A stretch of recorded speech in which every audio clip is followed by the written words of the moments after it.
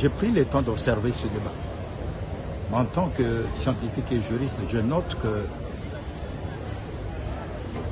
tout au début, lors du premier arrêt, la Cour, qui s'était déclarée incompétente, me semble-t-il, s'était plantée. Et tout est parti de là, parce que je reste ferme pour le principe selon lequel la Cour constitutionnelle est le juge compétent pour juger le Premier ministre, l'ancien comme le nouveau. Je le dis parce que les juges, les membres de la Cour constitutionnelle, lors de leur premier arrêt, s'étaient comportés plus en constitutionnaliste qu'en pénaliste. Parce que cet arrêt avait méconnu un principe fondamental du droit pénal qui est celui de la cristallisation, qui se caractérise par le fait simple.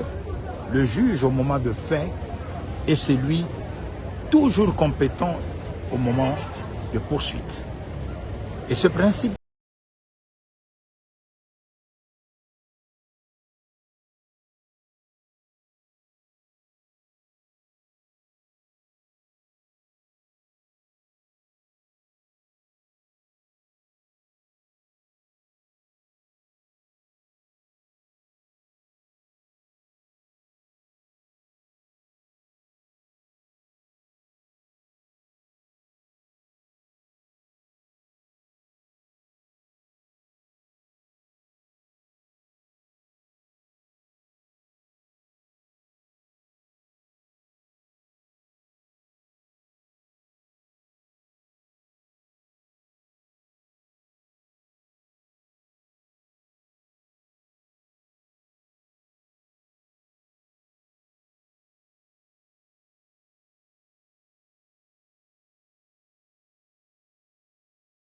selon lequel le juge au moment de fait est celui qui est compétent au moment de poursuite.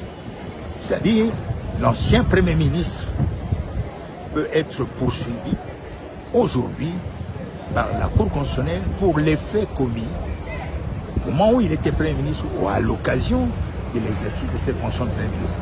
Je reste sur ce principe de cristallisation qui est un principe fondamental de droit pénal et qui respecte l'autonomie du droit pénal. Et je pense que le juge constitutionnel a, comment dirais-je, décidé à examiner, s'est prononcé sur une matière pénale. Et je pense qu'en cette manière, les principes du droit pénal, dont celui de la cristallisation, devait et doit toujours être respecté. Et je vais terminer en disant que cette position que je viens de défendre est consacrée par la jurisprudence de tous les palais de justice. Tous les palais de justice de Kinshasa, depuis le premier code de procédure pénale qui